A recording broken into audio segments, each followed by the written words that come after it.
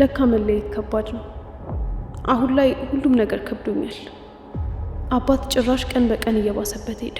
እሱን አፍቅሬ ራሴን በሽታ ላይ ጣልኩት። ትዝታ እኮ እንደዚህ በቀላሉ አይጠፋም። የምርህን ነው? ዛሬ ከሰዓት አብረን ብንውል በጣም ደስ ይለኛል። እሺ እናሳልፋለን። እስከዛ ትናፍቀኛለህ። እሺ ቆይ ደስ ይበለኝ ነው ወይንስ ላናደን ያልሽ? ልክ ያልሆነ ነገር እያደረገ እኔ ወንድሜ ነው ብዬ ለሱ አላግዝ።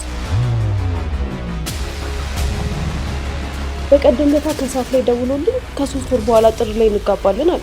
ከዛ ደስ ብሎኝ ይሻልኩት። ጠዋት ድጋሚ ስደውልለት እኔ በዚህ ዓመት የመግባት እቅድ የለኝም መርቅኜ ነው እንደዛ ያልኩሽ አላለኝም መሰለሽ?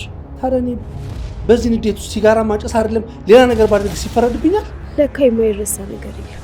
ይሄ ነገር የቅናትም ጭምር መሰለኝ። አዎ ነው በቃ እንደዚህ እንድልሽ ነው የፈለግሽው ነው። አንቺ ለሱ ስንት መስዋዕትነት ከፍለሽ የለ? ይሄን የመጨረሻ አድርገሽው ሰጪ።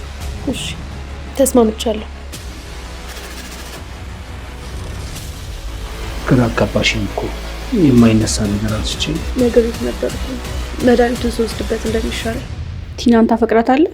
አባት እስኪ ዛሬ እንኳን አብረን ጊዜ እናሳልፍ። በኋላ ፍቅራት አብሬያት ምን አደርጋለሁ? አታሳዝንህም?